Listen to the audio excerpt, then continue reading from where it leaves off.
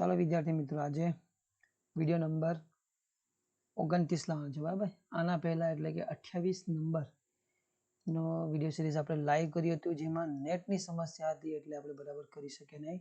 તો જરૂરથી તમે એને ધીરજથી જોશો તો તમને ને, અથવા સ્કીપ કરી આગળ વધીને જોશો તો તમને એમાં કન્ટેન્ટ ખૂબ સરસ મૂક્યું છે, ઉપયોગી છે, જોઈ લેવું. આજે આપણે કરવાના છે જે આપણે 28 નંબરના વિડીયો હતા એની અંદર વાત કરી છે, તો એને ફરી એક વખત રિવાઇઝ કરી લે કે ભારતીય બંધારણના ભાગમાં આપણે ભાગ 3 અને 4 અને ભાગ 5 ને સમજી ગયા હતા. એની ડિટેલમાં ચર્ચા એમાં કરેલી છે. ભાગ વિશે શું કહ્યું છે, કયો ભાગમાં કેટલી મહત્વની વાતો છે કરી દીધી છે. બીજો જે MCQ હતો એમાં ભારતના બંધારણના કયા અનુચ્છેદની વાત કરવામાં કહી, તો એમાં રાજ્ય નીતિના નિર્દેશક તત્વોની વાત કરી હતી. અનુચ્છેદમાં કયો હતો, એમાં પર્યાવરણ લગતો આપણે વાત કરી ગયા અનુચ્છેદ 48A. પછી 49 પણ કહ્યું, 48A અને 48 પણ કહ્યું, 46 પણ સમજાવેલો છે. બરાબર, તો એ આ વાત છે. ત્રીજો MCQ હતો આપણો રાષ્ટ્રપતિ વિશેની વાત, એને વીટો પાવરની કોણે સૌથી વધારે ઉપયોગ કર્યો તે પણ કરી ગયા છે. ચોથો MCQ હતો રાજ્યપાલ તરીકે ચૂંટાવાની તમારી ઉંમર મર્યાદા કેટલી હતી એની વાત કરી છે. પાંચમો વિધાન પરિષદ અને વિધાનસભાની આપણે કહી ગયા કયા ગૃહ કહેવાય છે એની સ્પષ્ટતા કરી હતી. છઠ્ઠો હતો કે રાજ્ય વિશેની વાત કરી હતી, એમાં વિધાનસભામાં કેટલી વિધાન પરિષદ કેટલા રાજ્યમાં છે, કેટલા રાજ્યોમાં નથી એની સ્પષ્ટતા કરી હતી. છઠ્ઠા પ્રશ્નમાં આપણે વાત કરી ગયા હતા ગણતરી, રાષ્ટ્રીય આવકની ગણતરી કયા વડાપ્રધાન દ્વારા શરૂ કરાયા તે સમજી ગયા હતા. સાતમો હતો શહેરી વસ્તીકરણ ક્યાં વધારે છે અને કયું રાજ્ય સૌથી નાનું છે એની વાત. મુક્તિ દિવસ પણ વાત કરી, દીવ દમણની વાત કરી હતી. સાતમા પ્રશ્નોની વાત કરીએ તેમાં આપણે આ વિજ્ઞાન એટલે સામાન્ય જ્ઞાનના પ્રશ્નો હતા. મેડિકલ ભાષા એમાં કેન્સરના પ્રકારની વાત કરી ગયા હતા. ટીબીના ક્ષય દિવસ એને થીમ શું હતી તે પણ વાત કરેલી છે, એટલે જોવું જરૂરી છે. આઠમો પ્રશ્ન હતો વિજ્ઞાનના પિતા એટલે કયા વનસ્પતિ વિજ્ઞાન, તો એ થિયોફ્રાસ્ટસ હતા, એ પણ વાત કરી ગયા છે. નવમો પ્રશ્ન તમારો NSA એટલે કે અર્થશાસ્ત્રને લગતો પ્રશ્ન હતો, આપણે જે પાર્ટ બી કરીએ છીએ. બરાબર, આ હતું બ્રીફ એટલે કે રિવિઝન. હવે આપણે આજે સ્ટાર્ટ કરવાના છે જે આપણો 29 નંબરનો વિડીયો છે એની શરૂઆત કરીએ છીએ. અને પહેલો પ્રશ્ન આપણો છે 11મો એટલે કે પહેલો પ્રશ્ન આજનો એટલે કે 29 નંબર વિડીયોનો પહેલો પ્રશ્ન. તો ગુજરાતની વડી અદાલતના પ્રથમ મુખ્ય ન્યાયમૂર્તિ કોણ બન્યા હતા? એટલે અહીંયા પૂછ્યું છે ગુજરાતની. બરાબર, અહીંયા ભારતના ન્યાય નહીં, એટલું ખાસ ધ્યાન રાખવું. પ્રશ્ન 2 વખત વાંચવું અને સમજવાનો પ્રયત્ન કરવાનો છે. ગુજરાતની વડી અદાલત એટલે કે હાઈકોર્ટના પ્રથમ મુખ્ય ન્યાયમૂર્તિ કોણ હતા? ઓપ્શન એ છે તમારો સુંદરલાલ દેસાઈ, ઓપ્શન બી છે શ્રીલાલ કણિયા અને સુરેન્દ્ર દેસાઈ. તો ઉપરોક્તમાંથી કોઈ પણ નહીં. બરાબર, તમારે કમેન્ટ કરતા રહેવાનું છે.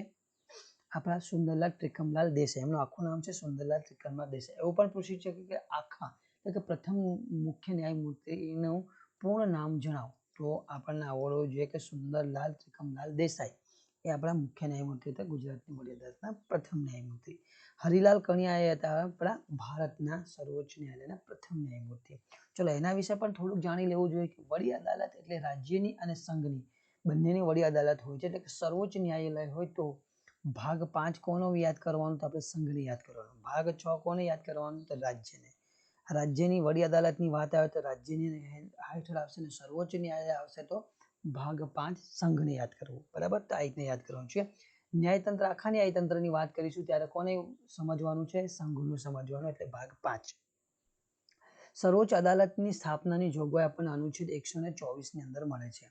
એનું મુખ્ય ન્યાયાલય કે દિલ્હીની અંદર છે. સ્થાપના 28 જાન્યુઆરી 1950. સૂત્ર શું છે? બહુ મહત્વનું છે. યતો ધર્મ તતો જય. એના ગુજરાતી છે જ્યાં ધર્મ ત્યાં વિજય. આ સૂત્ર મહત્વનું છે, યાદ રાખી લેવું. કરંટ સાથે અને જીકે બંને કરું છું.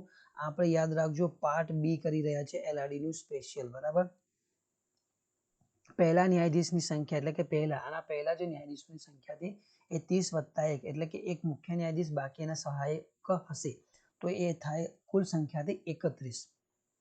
વર્તમાનમાં એ સંખ્યા થઈને છે 34 એટલે કે એક મુખ્ય ન્યાયાધીશ અને 33 એના સહાયક ન્યાયાધીશો હશે. તો આ વાત યાદ રાખવાની મહત્વની છે. બરાબર, હવે એના વિશે થોડુંક કરંટ પણ જાણી લો. કરંટ શું જાણો, તો પુરોગામી અને અનુગામી. હવે તમે કહેશો પુરોગામી અનુગામી શા માટે? પુરોગામી અનુગામી મોસ્ટ ટાઈમ આ બે શબ્દને હંમેશા સમજીને ચાલવાનું છે. પુરોગામી છે એટલે કે પહેલા, એના પછી જે આવશે એ અનુગામી, એટલે કે આ પુરોગામીનું અનુકરણ કરશે અનુગામી. જો અનુગામી કોનું, તો અનુગામી ઉપરના તરફ. યાદ રાખવાનું છે બે શબ્દ. કારણ એટલા માટે કે ક્લાસ 1 અને 2 માં શબ્દોનો ફેરફાર કરીને આવા પ્રશ્નો પૂછાઈ ચૂક્યા છે. એ પણ કેટલા 3 માર્ક્સ સુધીના પ્રશ્નો આવી ચૂક્યા છે. તો એટલા માટે મોસ્ટ ટાઈમ છે તમારે આ બે શબ્દને યાદ રાખવાનું છે, પુરોગામી અનુગામી. પુરોગામી છે એટલે કે આ આવ્યા છે એના પહેલા કોણ હતા, અનુગામી એટલે કે એના પછી આવે કોણ છે એ વસ્તુ. એટલે બે વસ્તુ યાદ રાખજો. જે પુરોગામી હતા જસ્ટિસ ડી.વાય. ચંદ્રચૂડ, એ કયા હતા, ન્યાયાધીશ 50મા ન્યાયાધીશ હતા. હાલમાં જે કોણ છે તો અનુગામી એટલે કે એમના પછી જે આવ્યા, એમના પદ પરથી જયા પછી આવે છે 51માં, અને આ 51માં હાલમાં છે સંજીવ ખન્ના. તો યાદ રાખવાનું છે મુખ્ય ન્યાયાધીશ. તમારા કરંટ પણ કરું છું અને જીકે પણ સાથે કવર કરું છું. એટલે બરાબર તમારે આના માટે આપણે ટાર્ગેટ રાખ્યો છે વિડીયોનો લાઈક શા માટે કે 100 લાઈકનો ટાર્ગેટ રાખીએ છીએ. એટલે ભૂલશો નહીં, બધાને શેર કરવાનું છે. આવા પ્રશ્ન તમારા માટે આવવાની સંભાવનાઓ 100% છે. આ તમારો 1 માર્ક્સ કવર કરે છે. હું તમારા 100 માર્ક્સની વાત નથી કરતો, પણ 1 માર્ક્સની કવર કરવાની શક્યતાઓ 100% છે. પ્રથમ હતા એ આપણા હરિલાલ કણિયા, મુખ્ય ન્યાયાધીશ ભારતના. સૌથી વધુ સમય પર પદ એટલે કે વધુ સમય સુધી પદ પર રહ્યા હોય એ કોણ, તો વાય.વી. ચંદ્રચૂડ. હવે વાય.વી. ચંદ્રચૂડ કોણ છે? વાય.વી. ચંદ્રચૂડ એ આ ડી.વાય. ચંદ્રચૂડના છે પિતા છે. એટલે યાદ રાખજો. સૌથી ઓછા સમય પદ પર રહ્યા હોય તો એ કે.એન. સિન્હા હતા, જે સૌથી ઓછા પોતાના પદ પર રહ્યા તો હોય. હવે આ પદ પર રહ્યા તો એ પદની સમય મર્યાદા કેટલી છે? પદની સમય મર્યાદા છે 65 વર્ષ સુધી. પણ આ છે ને 65 વર્ષ એટલે કે ઘણા સમય સુધી રહ્યા છે. હવે મુખ્ય ન્યાયાધીશને શપથ લેવડાવવાનું કામ કોણ કરશે? રાષ્ટ્રપતિ દ્વારા એ શપથ લેવડાવવાનું કામ કરવામાં આવે છે. હવે અહીંયાથી પ્રશ્ન થાય કે અનુસૂચિ કઈ? તો અનુસૂચિ 2 ની અંદર આપણને આના વિશેની વાત કરેલી છે. રાષ્ટ્રપતિને શપથ કોણ? તો રાષ્ટ્રપતિને શપથ લેવડાવવાનું કામ સર્વોચ્ચ ન્યાયાધીશના મુખ્ય ન્યાયાધીશ કરતા હોય છે. આ યાદ રાખજો. પછી હવે છે ગુજરાત હાઈકોર્ટની વાત કરતી. એમાં પણ પુરોગામી અનુગામી સમજાવ્યા છે, એટલે વારંવાર સમજાવીશ નહીં, વિડીયો લાંબો થઈ શકે. જસ્ટિસ આશિષ જીતેન્દ્ર દેસાઈ, બરાબર, એ પુરોગામી એટલે કે 42માં હતા. અનુગામી 43માં એટલે કે હાલમાં સુમિતા અગ્રવાલ છે ને 2 દિવસ પહેલા એમના જે સહાયક ન્યાયાધીશોને શપથ લેવડાવવાનું કામ કોણે કર્યું છે? આમણે, એટલે કે મુખ્ય ન્યાયાધીશ દ્વારા એમને કરાવવામાં આવ્યું છે. આ બે વસ્તુ લેટેસ્ટ કરંટ છે એટલે યાદ રાખજો. મોસ્ટ આઈમ્પી છે. પ્રથમ હતા એ એસ.ટી. દેસાઈ હતા. પદ પર રહેવાની સમય મર્યાદા કેટલી છે? 62 વર્ષ સુધી. પહેલામાં હતી 65 વર્ષ. ભારતમાં આવે તો 65 વર્ષ, અને ગુજરાત એટલે કે રાજ્યનું સ્ટેટનું પૂછાય તો તમારે લખવાનું 62 વર્ષ સુધી રહી શકે. શપથ કોણ લેવડાવે? તો રાષ્ટ્રપતિ દ્વારા અનુશંસા કરવામાં આવશે, અને અનુશંસા કોણ કરશે? તો રાષ્ટ્રપતિ અને ભારતના મુખ્ય ન્યાયાધીશ આ બંને અનુશંસા એટલે કે વિચાર વિમર્શ કરશે. પછી એ રાજ્યપાલને સંબોધિત કરીને મોકલશે અને કહેશે કે તમે એની નિમણૂક કરશો. એટલે ડાયરેક્ટ ક્યાંથી આવશે? રાષ્ટ્રપતિ દ્વારા અનુશંસા થાય અને કરવાનું કામ કોણ કરશે? તો રાજ્યપાલ. રાજ્યપાલ દ્વારા નિમણૂક અને શપથ લેવડાવવાનું કામ થતું હોય છે. પુરોગામી મુખ્યમંત્રી જોઈ લઈએ, એટલે કે વિજયભાઈ રૂપાણી હતા. કેટલા?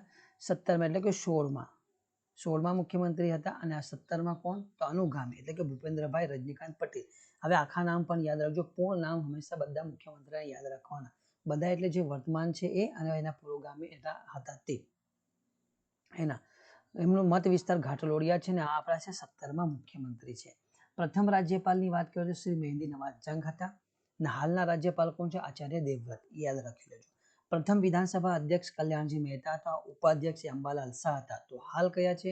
હાલ ગુજરાત વિધાનસભાના પ્રથમ હતા એ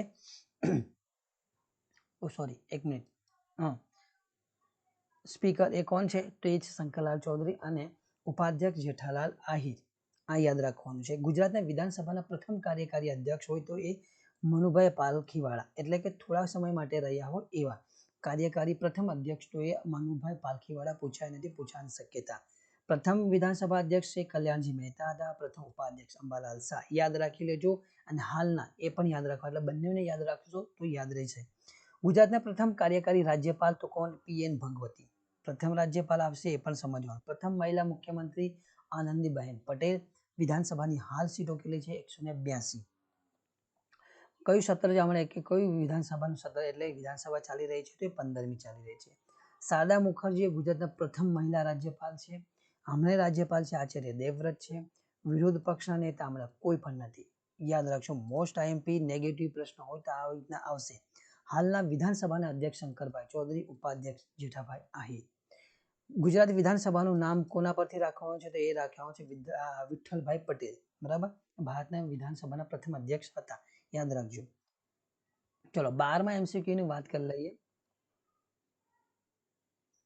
ગુજરાતના કયા મહાનુભાવને કલયુગના ઋષિ તરીકે ઓળખવામાં છે? તમારો ઓપ્શન છે વિનોબા ભાવે, બી કનૈયાલાલ મુનશી, સી રવિશંકર મહારાજ કે ઉપરોક્તમાંથી કોઈ પણ નહીં. બરાબર, આવા પ્રશ્નો હોય તો તમને બધા વિશે થોડી માહિતી હોય તો તમે એને એનિમેશન એટલે કે ક્લિયર કરી શકો. તો કયા આવશે? રવિશંકર મહારાજ એ ગુજરાતના વાંચજો, ગુજરાતના મહાનુભાવને કલયુગના ઋષિ તરીકે ઓળખવામાં આવે છે. એક શા માટે એ પણ સમજીએ, વારાપરથી સમજીએ. જો વિનોબા ભાવે શા માટે? તો વિનોબા ભાવેનો જન્મ 18 સપ્ટેમ્બર 1885. આ પણ મોસ્ટ આઈએમપી છે, પ્રશ્ન પૂછાય નથી, પૂછવાની શક્યતા છે. શું પૂછાઈ શકે? તો તમને એમનું નામ આખું પૂછાઈ શકે. વિનાયક નરહરી ભાવે. મહારાષ્ટ્રમાં જન્મ થયો, ગાંગોદ ખાતે એમનું જન્મ સ્થળ છે. ભૂદાન ચલાવનાર એકમાત્ર વ્યક્તિ છે. વ્યક્તિગત સત્યાગ્રહ એમને શરૂ કર્યો. રેમન મેક્સસ એવોર્ડ પ્રાપ્ત કર્યો છે. ભારત રત્ન પણ એમને મળેલું છે. વિવાદ શા માટે આવ્યો હતો? કે જ્યારે ઇન્દિરા ગાંધી દ્વારા ઇમરજન્સી લગાવવામાં આવ્યો ત્યારે એને શાંતિ પર્વ તરીકે ઓળખાવતા એમને વિવાદમાં આવ્યા હતા, યાદ રાખજો. પછી રવિશંકર મહારાજને છે રવિશંકર વ્યાસ. આપણે MCQ આના લગતા MCQ કરાવી ચૂકેલા છે. રવિશંકર વ્યાસ અને રવિશંકર મહારાજ, રવિશંકર રાવળ, 3 શબ્દ છે એ યાદ રાખવાના છે. એના વિશેનો ડિટેલ વિડીયો આપણે જે MCQ જે જીકે ની સિરીઝ મૂકી છે, સિરીઝની અંદર આપણે કરાયેલા છે, એટલે એક વખત સિરીઝની જરૂરથી તમે ચેકઆઉટ કરજો. જાન્યુઆરી 25 ફેબ્રુઆરી 1884 આ રવિશંકર મહારાજનો જન્મ સમય છે. સ્થળ ક્યાં છે? તો ખેડામાં એમનો જન્મ થયો. એમની પત્ની મોસ્ટ આઈએમપી સુરજબા છે. એમને હુલામણા નામ એટલે ઘણા બધા નામથી ઓળખવામાં આવે છે. તે પહેલું છે કરોડપતિ ભિખારી. આ પૂછાયું નથી, પૂછાઈ શક્યતા. મુઠ્ઠી ઉચેરો માનવી ઘણી વખત પૂછાઈ ચૂક્યો. ગુજરાતના બીજા ગાંધી ક્લાસ 1માં પૂછાઈ ચૂક્યો છે. મુખ સેવક પણ પૂછાઈ ચૂકેલો છે. બરાબર, તો હવે એક ઉપનામ હુલામણું નામ પૂછવાનું બાકી છે, તો યાદ રાખો. ગુજરાત સરકારના સમાજ કલ્યાણ વિભાગ, હવે ગુજરાત સરકારનું જે સમાજ કલ્યાણ વિભાગ દ્વારા જે કાર્ય કરવામાં છે એની અંદર વિકસિત જાતિ કલ્યાણ ક્ષેત્ર છે, એમના માટે આ ક્ષેત્રે કામ કરવા માટે એક પુરસ્કાર આપવામાં આવે છે. સોરી, 10 લાખ નહીં, પણ અહીંયા 1 લાખ આવે છે. બરાબર, 1 લાખનો પુરસ્કાર આપવામાં આવે છે અને એ પુરસ્કારનું નામ છે રવિશંકર મહારાજ પુરસ્કાર. કયા ક્ષેત્રે? વિકસિત જાતિનું કલ્યાણ ક્ષેત્ર કામ કરે એમના માટે 1 લાખનો પુરસ્કાર છે. ગુજરાત સરકારનું સમાજ કલ્યાણ વિભાગ દ્વારા આપવામાં આવે છે. આ તમારું કરંટ અફેર્સ પણ છે, યોજના પણ છે, આવી જાય છે, તો યાદ રાખવું તમારા માટે મોસ્ટ ઇમ્પોર્ટન્ટ. હવે છે કનૈયાલાલ માણેકલાલ મુનશી. એમણે ગુજરાતી અસ્મિતાનો શબ્દ પ્રયોગ કરનાર સૌપ્રથમ વ્યક્તિ ગણાવે છે. એમને સ્વપ્ન દ્રષ્ટા પણ કહેવામાં આવે છે. ભારતની અંદર વન મહોત્સવની શરૂઆત કરાવનાર હોય કોઈ એક તો કનૈયાલાલ મુનશી. એની જ નકલ કરીને એટલે કે એમની જ પ્રેરણા લઈને આપણે અહીંયા વન પર્વની ઉજવણી શરૂઆત કરવામાં આવી છે. ઉપનામ એમનું ઘનશ્યામ છે. જન્મસ્થળ એમનું ભરૂચ. એમના માતાનું નામ તાપીબા, એને જીજામા તરીકે પણ ઓળખવામાં આવે છે. એમની મહત્વની કૃતિ જે પૂછાઈ ચૂકેલી છે, આ બધી કૃતિ પરીક્ષામાં પૂછાઈ ચૂકી છે. ગુજરાતની અસ્મિતા, ગુજરાતની જ્યોતિધર, પૃથ્વી વલ્લભ, પાટણની પ્રભુતા, રાજાધિરાજ, ગુજરાતનો નાથ અને જય સોમનાથ. આ બધી કૃતિ પરીક્ષામાં પૂછાઈ ચૂકી છે. વર્ગ 3 થી લઈ વર્ગ 2 અને 1 બધી પરીક્ષામાં પૂછાઈ ચૂકેલી કૃતિ છે. એટલે મોસ્ટ આઈએમપી યાદ કરી લેજો રિવાઇઝ તરીકે. ચલો, વિડીયો ગમી રહ્યો તો, કન્ટેન્ટ તમને ગમી રહ્યો તો આપણું છે 100 લાઇકનું 100 ટાર્ગેટ રાખવાનો છે, તમારે પૂરો કરવાનો રહેશે. આનાથી પણ બેસ્ટ કન્ટેન્ટ આપણે લઈને આવીશું, પણ શરત છે 100 લાઇકની. ગાંધીજીના ગુરુ શ્રીમદ રાજચંદ્રનો જન્મ ક્યાં થયો હતો? ઓપ્શન એ છે વઢવાણ, ઓપ્શન બી છે મહારાષ્ટ્ર, ઓપ્શન સી વાવાણિયા અને ઓપ્શન ડી વાલોડ. બરાબર, આ ગાંધીજીના ગુરુ છે. બરાબર, ગાંધીજીના 2 ગુરુ છે, એ પણ આપણને યાદ હોવું જોઈએ. એને પણ ડિટેલમાં ચર્ચા કરવાના છે. તો આપણે શરૂઆત કરીએ વવાણિયા. જો આ છે શ્રીમદ રાજચંદ્ર, એમનો જન્મ વવાણિયામાં થયો હતો. હવે એમના વિશે જોઈએ તો પહેલા ગાંધીજી વિશે જાણો કે મોહનદાસ કરમચંદ ગાંધી આખું નામ છે. જેઓ બિગનર છે એ ખાસ, કેમ કે આવા પ્રશ્નો પૂછાઈ જતા હોય અને આપણને ખબર હોતી નથી. મોહનદાસ કરમચંદ ગાંધી. 2 ઓક્ટોબર 1869 એમનો સાલ છે, જન્મનો સમય. મૃત્યુ 30 જાન્યુઆરી 1948, એને નિર્વાણ દિવસ તરીકે ઉજવવામાં આવે છે. 2 ઓક્ટોબરને આપણે જન્મ જયંતિ. 2 વસ્તુ યાદ રાખવી, જન્મ જયંતિ, નિર્વાણ દિવસ. 2 ઓક્ટોબર એની જન્મ જયંતિ છે 1869, મૃત્યુ 30 જાન્યુઆરી 1948 છે, નિર્વાણ દિવસ તરીકે ઉજવીએ છીએ. એમનું જન્મ સ્થળ છે પોરબંદર. ગાંધીજીનું જે બાળપણ વીત્યું ને જ્યાં એમણે અભ્યાસ કર્યો એ શાળાને કબાનો ડેલો એ ગાંધી સ્મૃતિ તરીકે પ્રસિદ્ધ છે, યાદ રાખજો, પૂછાઈ ચૂકેલું છે. કબાનો ડેલો ક્યાં છે? તો રાજકોટની અંદર છે. 1 ઓક્ટોબર 2024 ગાંધીજીની કેટલી 155મી જન્મ જયંતિની ઉજવણી થઈ. 25માં 156મી થશે. આંતરરાષ્ટ્રીય અહિંસા દિવસ ઉજવવાનું નક્કી કરવામાં આવ્યું ક્યારે? 2007માં. યુએન દ્વારા એની જાહેરાત કરવામાં આવી હતી 2007માં. એમના ધાર્મિક ગુરુની વાત કરીએ તો શ્રીમદ રાજચંદ્ર. રાજકીય ગુરુ કોણ? તો ગોપાલકૃષ્ણ ગોખલે. આ બંને ગુરુ યાદ રાખવાનું છે. ધાર્મિક ગુરુ હોય તો શ્રીમદ રાજચંદ્ર, રાજકીય ગુરુ છે ગોપાલકૃષ્ણ ગોખલે. ચલો 14માં MCQ છે. ગુજરાતનું પ્રસિદ્ધ જ્ઞાન મંદિર કયા જિલ્લામાં છે? Option A Patan, option B Anand, option C Nadiad, option D Valod. ચલો એ આપણું છે નડિયાદ. બરાબર, જ્ઞાન મંદિર નડિયાદમાં આવેલું છે. 15મો પ્રશ્ન છે. ગુજરાતમાં કાગદી લીંબુનું વાવેતર કયા જિલ્લામાં થાય? Option A Jamnagar, option B Banaskantha, option C Bhavnagar, option D Surat. આપણો જવાબ હશે ભાવનગર. ભાવનગરની અંદર લીંબુની ખાસ વિશેષ પ્રસિદ્ધ જાત છે કાગદી લીંબુનું વાવેતર સૌથી વધારે કરવામાં આવે છે. ઓપ્શન એટલે 16માં MCQ ની વાત કરી લઈએ. ગુજરાતમાં ગાયની કઈ જાત સૌથી વધુ દૂધ ઉત્પાદન માટે જાણીતી છે? ઓપ્શન એ છે કાકરેજ, ઓપ્શન બી જાફરાબાદી છે, ઓપ્શન બી ગીર ગાય અને ઓપ્શન સી સુરતી. ગીર ગાય એ ગુજરાતની ગાય છે જે દૂધનું ઉત્પાદન માટે સૌથી વધુ ઉત્પાદન આપવા માટે ખૂબ મોટી જાણીતી છે. 17માં MCQ ની વાત કરી લઈએ. તમારે જો ઓપ્શન આવે છે તમારી પાસે સમય રહે તો તમારે કમેન્ટમાં જવાબ લખતા જવાનું છે એટલે તમારી પ્રેક્ટિસ થઈ જશે. વિશ્વ હેબિટેટ દિવસ ક્યારે ઉજવવામાં આવે છે? ડિસેમ્બરના પ્રથમ વીકમાં, ઓપ્શન બી છે નવેમ્બરના પ્રથમ વીકમાં, ઓપ્શન સી ઓક્ટોબરના પ્રથમ સોમવાર કે નવેમ્બરના પ્રથમ સોમવાર, ડી. બરાબર, વિશ્વ હેબિટેટ દિવસ ક્યારે ઉજવવામાં આવે છે? મોસ્ટ આઈએમપી આવા પ્રશ્ન પૂછાશે 100%. આવા પ્રશ્ન યાદ રાખજો અને જો પૂછાય તો આપણને જરૂરથી એક વખત જણાવવાનું છે. ઓક્ટોબરના પ્રથમ સોમવાર એ વિશ્વ હેબિટેટ દિવસ તરીકે ઉજવવામાં આવે છે. 18માં MCQ ની વાત કરી લઈએ. ગુજરાતના કયા બંદરને ફેરબદલીના બંદર તરીકે ઓળખવામાં આવે છે?